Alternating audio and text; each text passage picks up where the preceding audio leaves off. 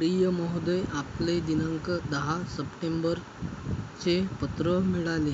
त्यामध्ये विनंती केल्यानुसार पाठ्यपुस्तक मंडळाचे प्रयोजन व त्यांच्या कार्याचे स्वरूप याविषयी सारांश रूपाने पुढीलप्रमाणे माहिती देण्यात येत आहे. ज्ञानाचा प्रसार करण्याच्या दृष्टीने पाठ्यपुस्तकांना विशेष प्रकारचे महत्त्व आहे. तसेच शिक्षणाचा दर्जा वाढविण्यासाठी उच्च प्रकारची पाठ्यपुस्तकांची आवश्यकता असते. शिक्षणाचा प्रसार सर्वत्र व्हावयाचा असेल व सक्तीच्या शिक्षणाची योजना व्हावयाची असेल तर योग्य किमतीत दर्जेदार पाठ्यपुस्तके उपलब्ध करून देण्याची व्यवस्था झाली पाहिजे. आता पावेतो पाठ्यपुस्तकाच्या लेखनाकडे व त्यांच्या निर्मितीकडे दर्जा व माफक किमती या दृष्टीने फारसे लक्ष दिले गेलेले नाही. पाठ्यपुस्तक या विषयातील तज्ज्ञांनी लिहिलेली असावीत.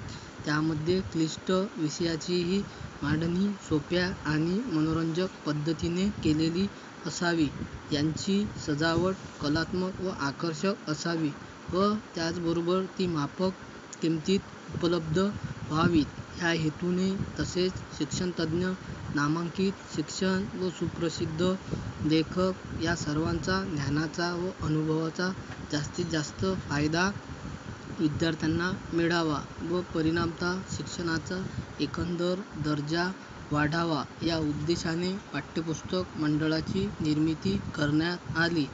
गेल्या काही वर्षात शासनाने अनेक विषयावर पुस्तके निर्माण केली. त्या अवधीत शासनासही विविध अनुभव आले. हे अनुभव जमेस धरून व पाठ्यपुस्तके निर्माण करण्याच्या कार्याचे विशिष्ट स्वरूप लक्षात घेऊन त्या कामासाठी पाठ्यपुस्तक मंडळ ही स्वतंत्र व स्वायत्त यंत्रणा निर्माण करण्याचा निर्णय शासनाने घेतला.